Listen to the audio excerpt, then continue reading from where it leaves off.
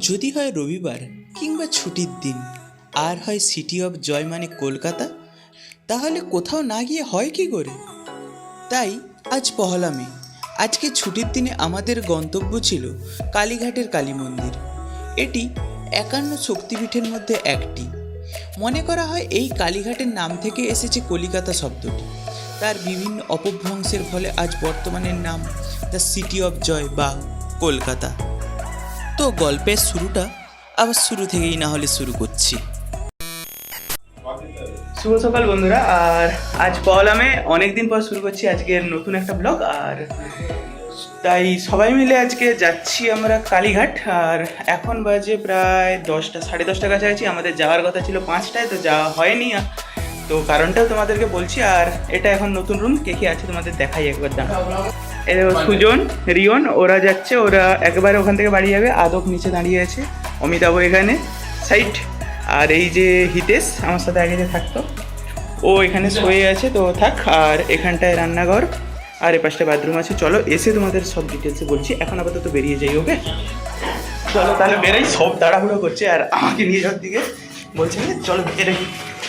তো দেরি হয়ে গেছে, সেজন্য র্যাপিডোতে যাব। আর র্যাপিডো বুক করেছি, র্যাপিডো দেখাচ্ছে 5 মিনিট, কিন্তু দাঁড়িয়ে আছি প্রায় 10-15 মিনিট হয়ে গেল, এখনও র্যাপিডো আসছে না।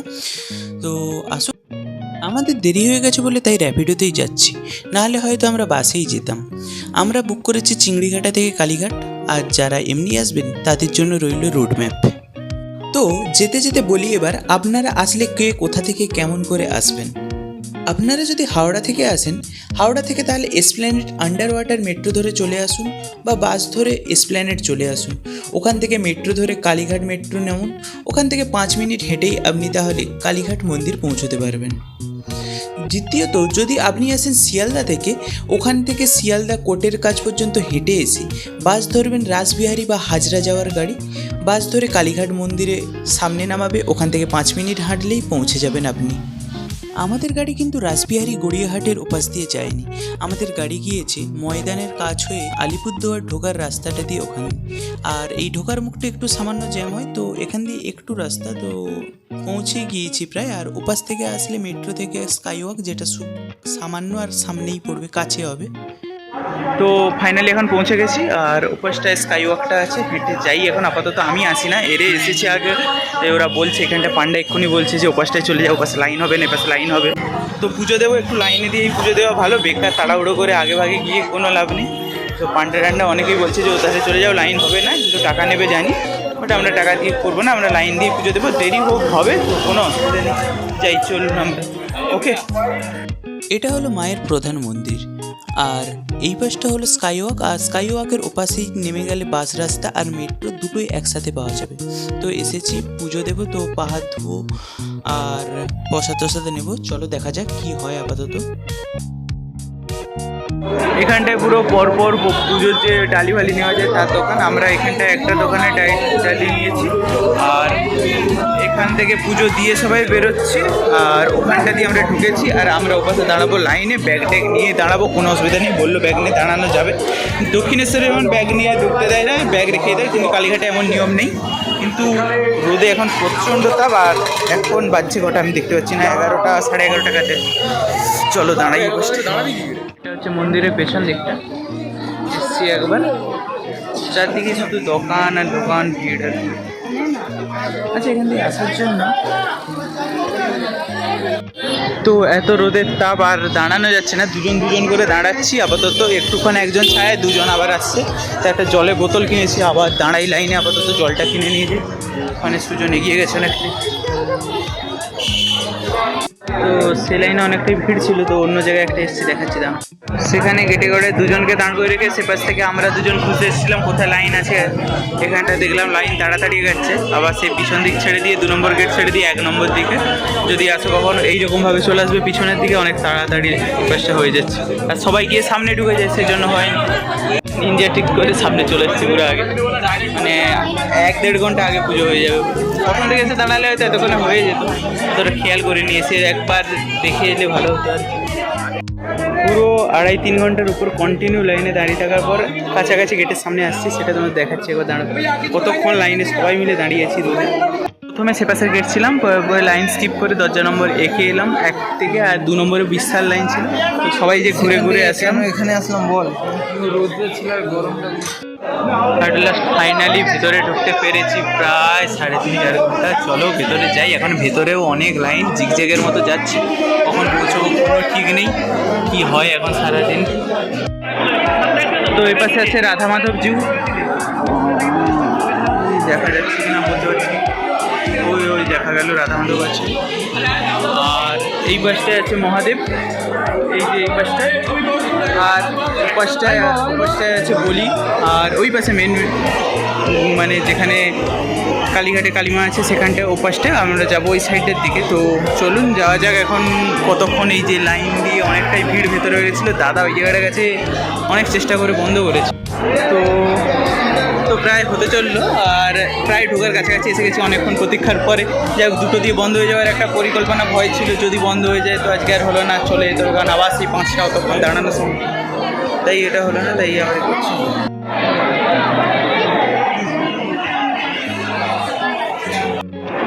আগে বাকি লেও না। তো পুজো দেওয়া কমপ্লিট, এই গর্ভগৃহ থেকে বেরিয়ে এলাম পুজো দিয়ে, আর এবার এই পাশ দিয়ে বেরোবো। আর প্রচণ্ড তাপ, আর এখন 1:33, আর আধা ঘন্টার মধ্যে মন্দির বন্ধ হবে, পায়ে দাঁড়ানো যাচ্ছে নি।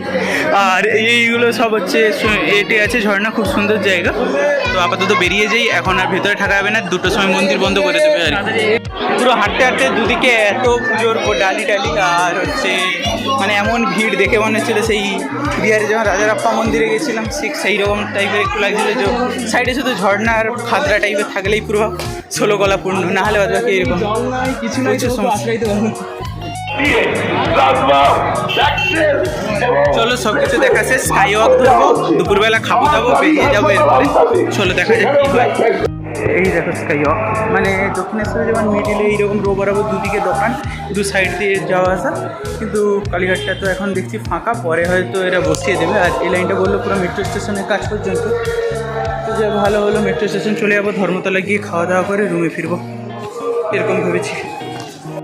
আর ভেতরে এতটাই লবিবাজি, মানে পান্ডাদের এতটাই টাকা নেওয়ার উদ্বেগ, মানে সেখানে ভেতরে মানুষ মরে যাচ্ছে কি বেঁচে যাচ্ছে, ঠেলা ঠেলি তাদের কোনো যায় আসে না।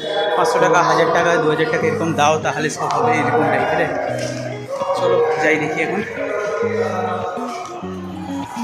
তুই ফেলি দিবি নেতাই। তো এখান থেকে টিকিট, তো ধর্মতলা নিয়ে পড়া যায় এবার গাড়ি, আর আমরা যাবো ধর্মতলা। ধর্মতলা মানে নিয়াপাড়া, মানে একদিকে যেতে হবে।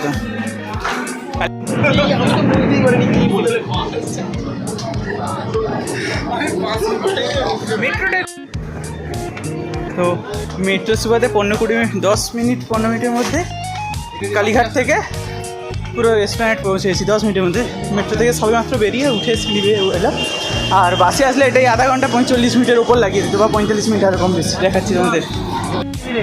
আর এই হচ্ছে ধর্মতলা, ওখান দিয়ে আমরা যাওয়ার সময় বাস ধরবো, এরা এখান দিয়ে সরকারি বাস ধরে বাড়ি চলে যাবে।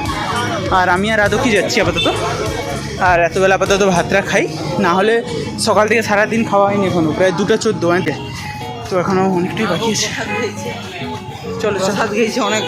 আর এখন খাওয়ার জন্য কোথায় যাচ্ছি একটা জিনিস বলছি, দাঁড়াবো।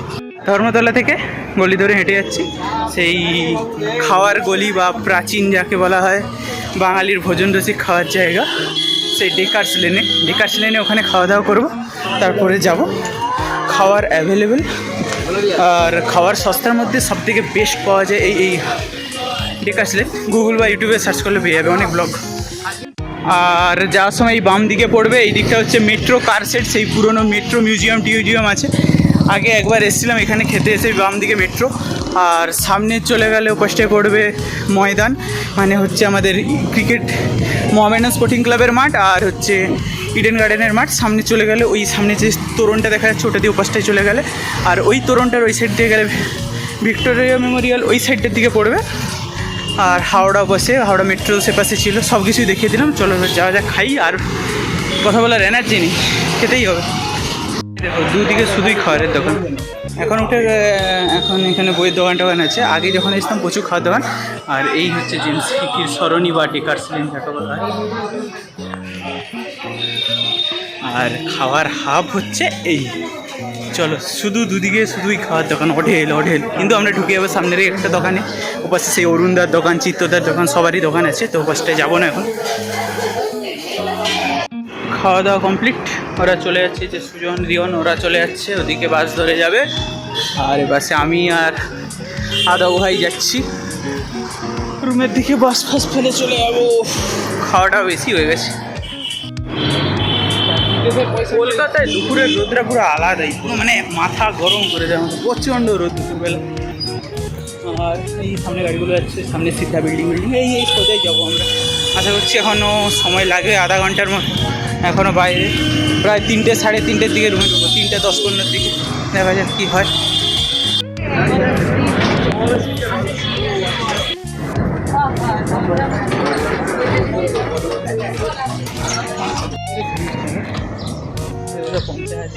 তো অবশেষে বাস থেকে নেমে এখন বাজে প্রায় 3:15 যেমন বলেছি, পুরো 3:15। তো নেমেই পড়েছি আপাতত, আর হাঁটছি রুমের দিকে, আর হেঁটে যেতে হবে অনেকটাই। বাসে এতটাই ঘুম পাচ্ছিলো, সকালবেলা উঠে স্নান টান করবো বলেছিলাম, সেই সকালে জল ছিল না, জল শেষ হয়ে গেছে, সেজন্য বেড়াতেও দেরি হয়ে গেছে, সব দেরি। আর এতেও এখন রুমে যাব, বা হাত ধোবো ফ্রেশ, তারপরে ঘুমাবো। তো ব্লগটা অনেক দিন পরে করলাম, তো ব্লগটা কেমন হয়েছে সবাই কমেন্ট করে জানিও। আর যদি আসো তোমরা অবশ্যই আসবে এমনভাবে, তো তোমাদের রোড ম্যাপিং সবই বলে দিয়েছি। তো আজকের মতো ব্লগটা এখানে শেষ করছি, আবার নতুন ব্লগে নতুন কোনো ভিডিওতে তোমাদের সাথে দেখা হচ্ছে। ওকে, গুড বাই।